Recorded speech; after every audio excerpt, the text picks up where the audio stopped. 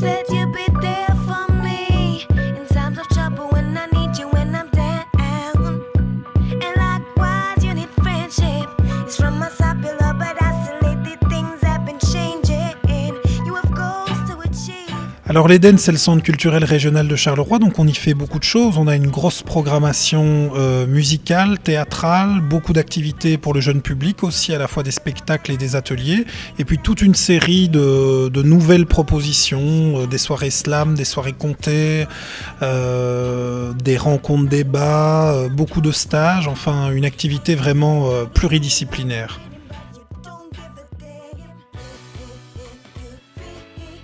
Eh bien, deux axes forts en termes de programmation. D'une part, la musique, une très grosse programmation musique actuelle, à la fois programmée par l'Éden, mais aussi très souvent en collaboration avec Back in the Day sur le hip-hop, parfois avec le rock reel, parfois avec le dispositif Going Up d'accompagnement des groupes régionaux.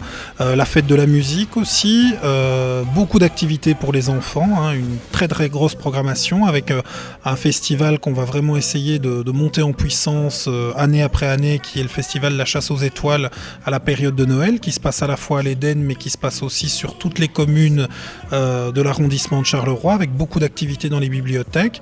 Musique, jeune public, la poursuite d'une programmation de spectacles, à la fois du théâtre, à la fois de la danse, plusieurs activités dans le cadre de la Biennale de la danse, et puis aussi d'autres activités qui ne rentrent pas, je vais dire, dans un cadre bien précis.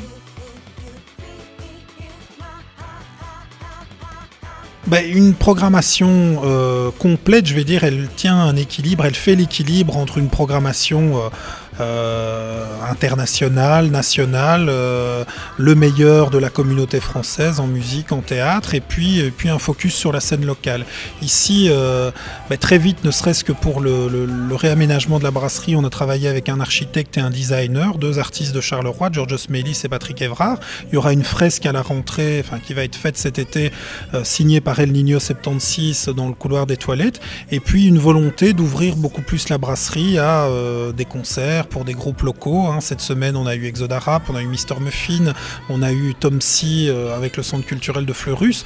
Donc c'est vraiment cet équilibre entre le local, les artistes régionaux, et puis le meilleur de la scène Wallonie-Bruxelles, des artistes français. Parfois, on aura Dominica en musique notamment, et parfois des compagnies internationales.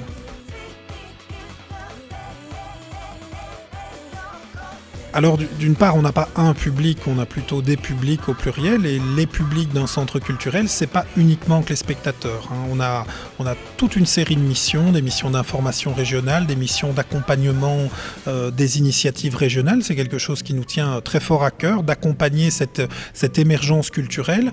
Donc c'est vraiment, on préfère parler de culture avec un petit c, de culture au pluriel, plutôt que de public au singulier. Donc c'est culture au pluriel, public au pluriel. Ça va, on l'a dit tout à l'heure, d'activités familiales, le dimanche après-midi ou le mercredi, à des concerts peut-être un peu plus ciblés pour un public plus urbain, un peu plus branché, une programmation théâtre qui touche beaucoup les adolescents, plutôt les humanités 4, 5e et 6e, et puis on espère monsieur et madame tout le monde, tout Carolo qui a envie de passer un peu de temps dans cette brasserie. Et c'est vraiment une des nouveautés de la saison prochaine, c'est que l'Éden ne soit pas qu'un lieu où on vient consommer de la culture, mais que ça soit avant tout un lieu de vie. Et c'est pour ça qu'on relance le restaurant dans la brasserie à partir du 2 septembre.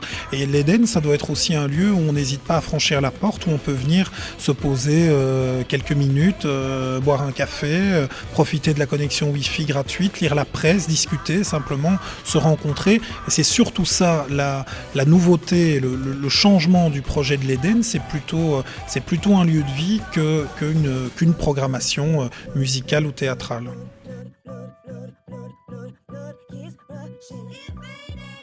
Oh, mais on espère, on en parlait tout à l'heure, on espère que cette brasserie, ça va être un très très gros enjeu, la restauration le midi, parce qu'on est dans un centre-ville qui a du mal, hein, c'est un secret pour personne, le centre-ville se désertifie, donc si vraiment on peut relancer la restauration, maintenir une ligne de programmation, une ligne artistique assez cohérente, parce que c'est pas tout de défendre une ligne plurielle et de défendre plusieurs axes d'activité, il reste encore à avoir une sorte de cohérence, hein, ça ne doit pas non plus devenir un patchwork sans cohérence.